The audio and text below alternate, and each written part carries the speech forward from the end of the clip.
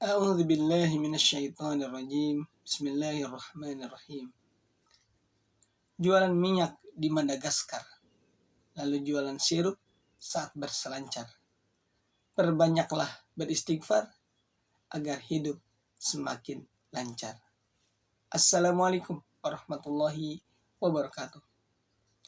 Alhamdulillah, wassalatu wassalamu ala rasulillah wa ala alihi wa mawalah, amma ba'du.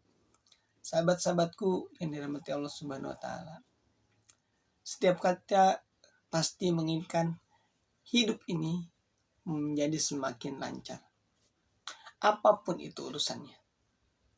Entah saat melamar pasangan yang diidamkan, baik laki-laki yang ganteng ataupun wanita yang cantik, atau saat melamar pekerjaan yang benar-benar itu adalah passion kita, atau saat ingin makan makanan favorit di sebuah tempat.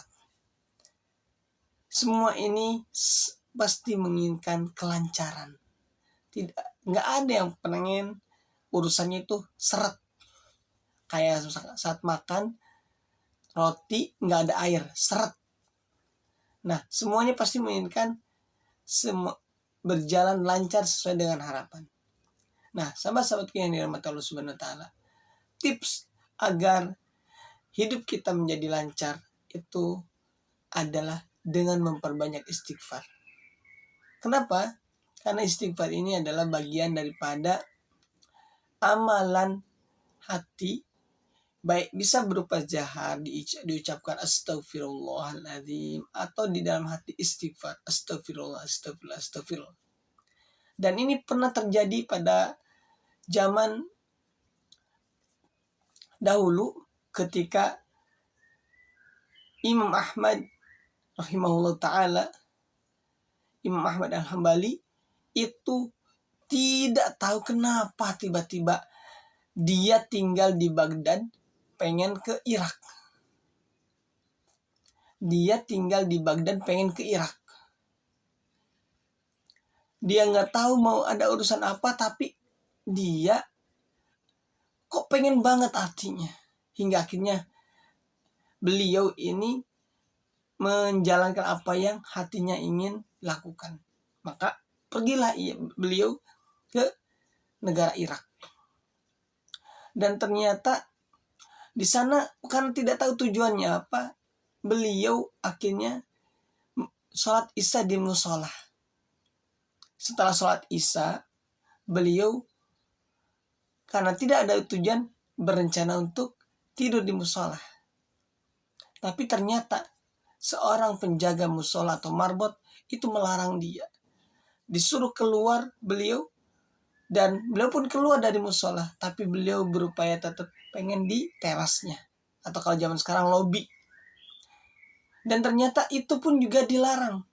Hingga beliau akhirnya didorong keluar, dan di sanalah ada seorang laki-laki penjual roti yang tidak jauh dari musola itu melihat kejadian tersebut.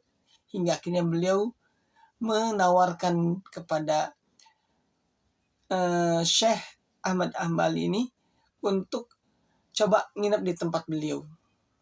Maka akhirnya Imam Ahmad ini akhirnya beliau masuk menerima tawaran tukang roti tersebut. Ketika sudah di dalam, tukang roti ini selalu mengadon roti, dan selama mengadon dia beristighfar terus, beristighfar. Dan ini diperhatikan oleh Imam Ahmad. Hingga Imam Ahmad bertanya, kenapa engkau melakukan itu? Sejak kapan engkau melakukan itu? Oh, sudah 30 tahun saya melakukan ini. Dan kenapa melakukan itu?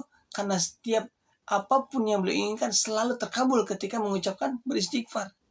Hanya satu yang belum terkabul. Yaitu, apa itu? Yaitu bertemu dengan Imam Ahmad Hambali. Masya Allah, Imam Ahmad ketika mendengar itu, beliau langsung takbir Allahu Akbar dan memeluk tukang roti tersebut. Sahabat-sahabat yang dari mata Allah Subhanahu wa taala, ternyata kedatangan beliau dari Baghdad ke Irak itu karena istighfarnya tukang roti tersebut. Hingga akhirnya apa yang didawamkan tukang roti tersebut dengan istighfar, dan semua keinginannya terkabul sebagaimana yang ada dalam pikiran dari tukang roti tersebut.